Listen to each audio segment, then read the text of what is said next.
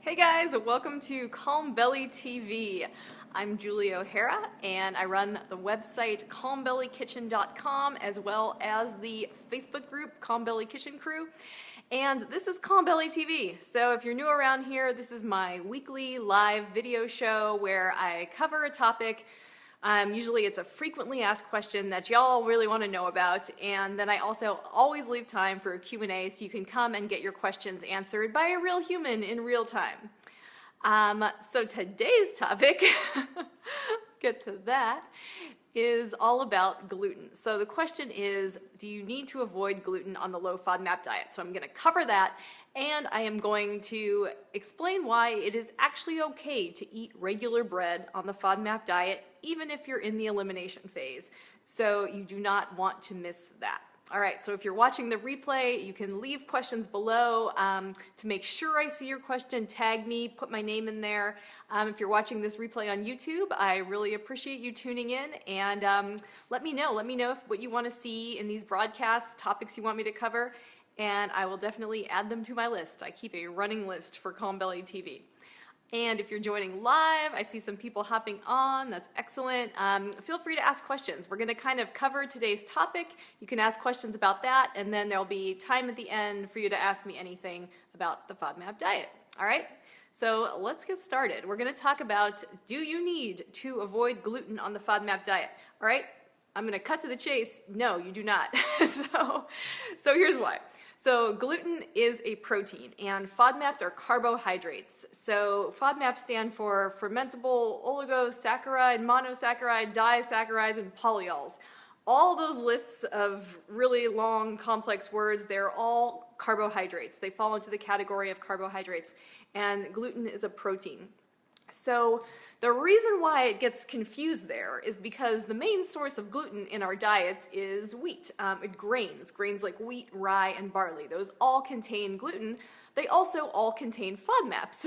So you're avoiding them, you're reducing your intake of those grains, wheat, and rye in the elimination phase and in the FODMAP diet.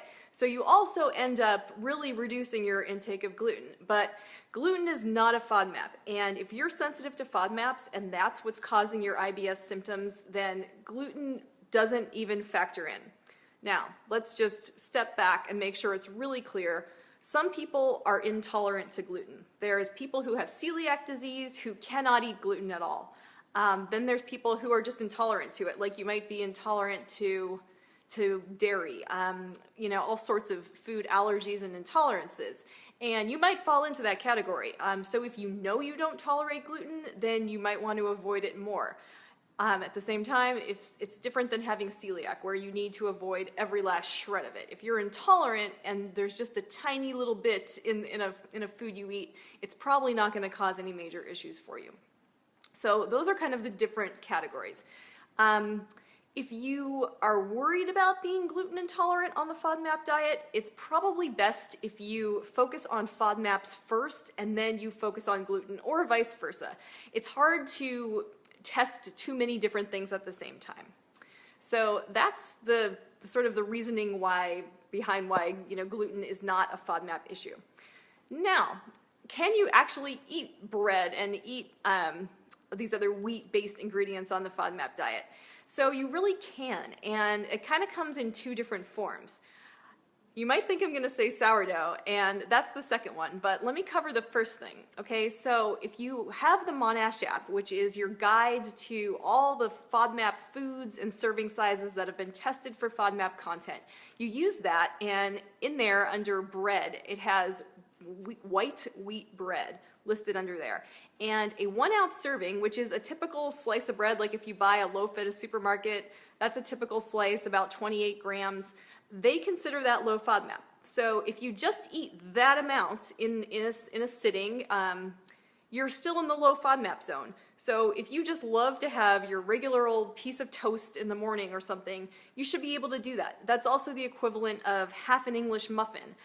Some people like to take away all that stuff just to really remove all the variables, but if you're in a situation where you don't have a lot of options, it's nice to know that eating one piece of white bread does not, mess up your your FODMAP load for the day. It's considered a low FODMAP serving of bread. So keep that in mind. There's a little more flexibility than you might think, and let's kind of follow this logic a little further. So if it's okay to have a slice of bread, then it's okay to have a few crackers or a cookie that contains regular wheat flour. That's not going to ruin your elimination phase or your FODMAP. So the big takeaway here is that you are trying to reduce your FODMAP intake. You're not trying to eliminate all FODMAPs, because that's almost impossible. You'd be eating meat and, you know, a few other things because it's almost impossible to get rid of all FODMAPs. A lot of low FODMAP vegetables still contain FODMAPs. It's just in a low enough amount where it doesn't start triggering your symptoms.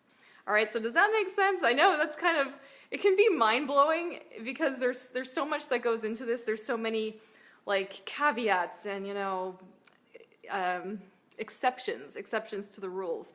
But really, if you remember one thing, make it this, that this doesn't have to be an all or nothing process, and all the recommendations are guidelines. They're a place to start. They're a starting point. So if that one slice of bread that has been tested to be considered low FODMAP, if that's too much for your body, then fine. You know, you pay attention to how something makes you feel, and you learn from that and you go from there. But it is okay to have a little bit of wheat as long as you stay in that low FODMAP serving size on the FODMAP diet. And then, of course, the other way that you can sort of get your bread, your wheat fix is with sourdough bread, because the slow fermentation process that happens, during that process, the bacteria in the bread, so you use a sourdough starter to make sourdough, there's good bacteria in there, and during that process, it ferments the sugars that are in the flour, the carbohydrates, the FODMAPs. It ferments them, it consumes them as food, and that's what makes the bread rise. So the bubbles make the bread rise. And that's why sourdough bread is low FODMAP, because enough of those FODMAPs are getting consumed during that slow rise fermentation process. So that's why sourdough bread is low FODMAP. So even if it's made with wheat flour, with just white flour, whole wheat flour and white flour are both made from wheat. The white version is just more processed. So as long as your sourdough bread does not contain yeast or enzymes, it's been made in the slow rise process, because, you know, that yeast would speed it up and that wouldn't leave time for all the FODMAPs to get consumed. Okay, so we covered everything there is to know about wheat and established that you can have gluten. It's not an issue unless you already know you're gluten intolerant or you have celiac. So that's the story. Does anyone else have any questions about gluten, about wheat, or any FODMAP questions that I can help you guys with? Give me a thumbs up if this was helpful information to you, or a heart. When you do that, I don't know if you can see it, but they float across my screen when you do that, which is kind of fun for me. Okay, guys, so let me know what topics you want me to cover on this weekly show, and I will definitely add those to the list. But thank you so much for watching. I'm going to hang out for just a second, so see if I can answer any questions. But remember that the big takeaways: you can eat gluten on the FODMAP diet. Gluten is not a FODMAP, it's a protein. FODMAPs are carbohydrates. And you can eat wheat in small servings. Use the Monash app and refer to it, and use those guidelines as a starting point. All right, guys, I am gonna head out for the night. Thank you so much for watching, and I will talk to you soon.